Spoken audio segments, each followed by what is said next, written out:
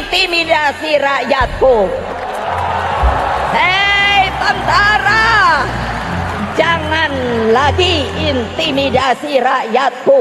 Ketua Umum PDI Perjuangan Megawati Soekarnoputri hadiri acara hajatan rakyat dan kampanye akbar pasangan calon presiden dan wakil presiden nomor urut 03 Ganjar Pranowo dan Mahfud MD di Stadion Utama Gelora GBK, Senayan, Jakarta Pusat, Sabtu 3/2/2024.